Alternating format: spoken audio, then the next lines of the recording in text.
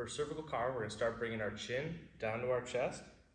We're going to trace our collarbone all the way to one side. When we run out of space, we're going to dip our ear back over our shoulder as we trace our chin all the way through the ceiling, all the way to the other side. Trace the opposite collarbone, and then to our starting position. The other way, trace your collarbone until you run out of space, dip that ear back and around, all the way to the ceiling, until we reach the other side, come back down to our chest. And then from the side, chin down the chest, trace the collarbone, ear back over the shoulder, all the way around, and down back to our starting position. For scapula cars, we're going to start by shrugging our shoulders up towards our ears. We're going to roll those shoulders forward, all the way down, squeeze our shoulder blades back and together as we come all the way up. And we're going to reverse that, all the way back down around till we're coming down to our pockets, roll them forward, all the way back up to the top. And then from the side, also we're going to keep our fingertips on our sides the whole time. So you see here, up towards the shoulders, roll forwards and down and back, all the way up, all the way back down. So we roll forwards and come all the way back to the top. For shoulder cars, we're going to start with our palm facing up. As we bring our arm across our body all the way up until we get to our ear, bicep to ear, we're going to think about rotating that bicep and wrist all the way around. As we slowly reach behind, try not to rotate our torso. As we get to here, we're going to reach behind us as far as we can until we run out of space. We're going to rotate that bicep all the way back around as we cross our midline back to our starting position. So from the side, palm up, start by bringing that across our body. So we get bicep to the ear, rotate. So we start reaching behind, we're going to keep rotating through that bicep. So we get to our starting position, reach all the way back. Rotate when we run out of room, keep bringing that around. Try not to borrow from the elbow or the wrist. And for elbow cars, we're pretending like we're doing a bicep curl, then open palm. When we get to the top, we're going to rotate our hands and our elbows around as far as we can, before we lower all the way back down, slow and controlled.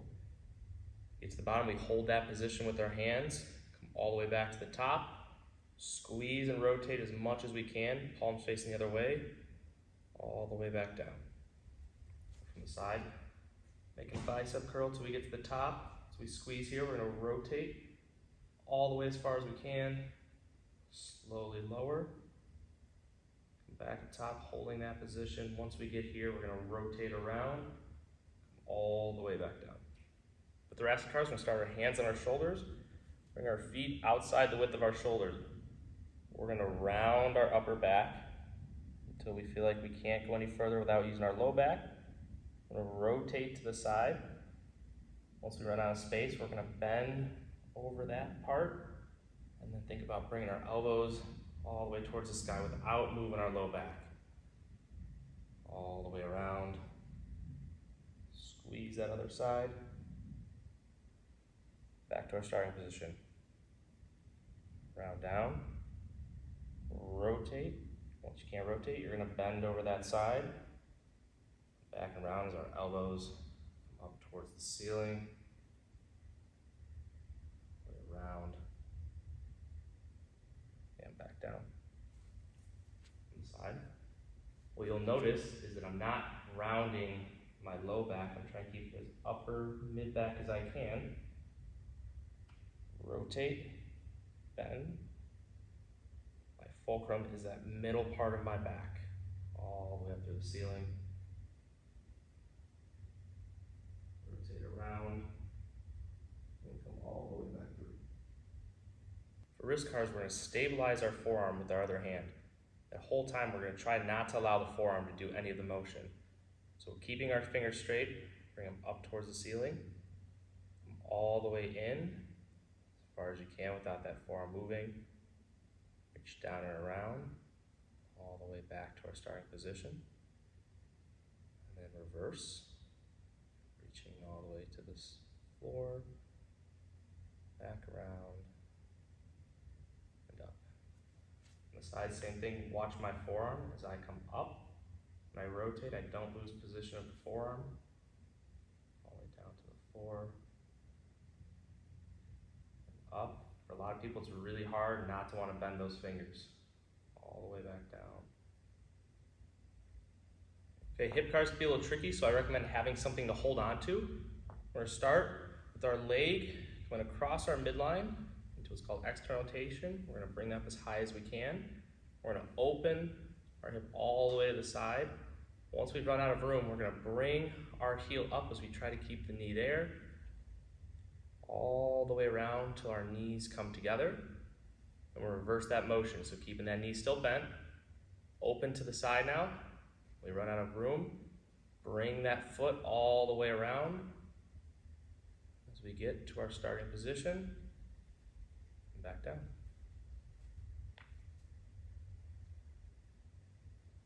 Same thing. We're really going to try to watch how much motion is occurring in our low back. So I'm going to bring my foot across, and then knee up, open to the side. So I feel like I can't go any further without using my back. I'm going to bring that heel up and around. So the knees come together, and reverse, open as even as I can. Sweep that foot through, and back down. Knee cars can also be a little bit tricky to start if you're not aware of how to rotate your shin back and forth. I have another video for that. They're called capsule cars. But for now, we're going to take our outside hand, reach under, inside hand on top. We're going to lock those in. We're going to rotate our shin out to one side as we hold that. Straighten the leg, rotate the shin in, come back down. So it's one big circle. Rotate out, up, in, down, and then reverse that. So holding it here, rotate out the top, and come back down, in, up, out, and down. What it look like from the side. Same thing, arm underneath, lock that shin in, rotate out to the side, up, rotate in, back down. We have this hand here so we can feel our shin. So if we went in, up, out, back down. For ankle cars, it's a little bit different from the knee because now we don't want the shin to move. So I'll pick my leg up, interlocking my hands over my shin so I can feel if it's moving or not. Start with pointing our toes down, slow, coming all the way in and up. You should feel your shin working all the way down, and reverse. Up as far as you can. Again, try not to let that shin bone move at all. From the side. Again, we're making as big of a circle as we can, pointing all the way down. You might feel some shakiness or some ratchetiness as it skips through. That's just your body learning the control. And back. All the way up and down and around. For spine segmentation, this is going to hit the lumbar, thoracic, and cervical. We're going to start in quadruped position, so hands and knees. We're going to think about making a wave from our tailbone all the way up to our neck. So we're going to start by dropping our tailbone, then to our belly, our mid and upper back. So bring our head up. Now we're going to reverse that by bringing our chin back down, pushing through. We're trying to move one segment at a time, all the way till I get back down to my tailbone. Now starting from the tailbone again. Driving that up towards the ceiling as I bring my belly button down towards the ground. Really trying to move one part of your spine at a time. This is one of the most challenging for people. And then chin back down. Pushing through the upper back once you get to the mid back and low back. toe cars might be one of the most challenging cars there are in this entire set. What we're going to attempt to do is try to raise just our big toe, leave all the small toes by themselves, and then reverse that by trying to raise just the small toes and leaving the big toe down.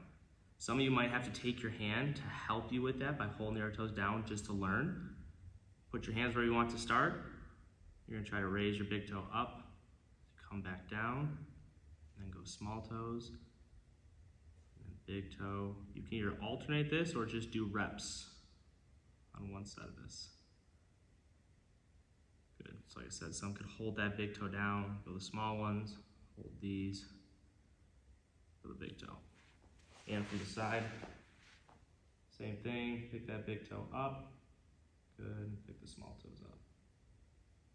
Big toe,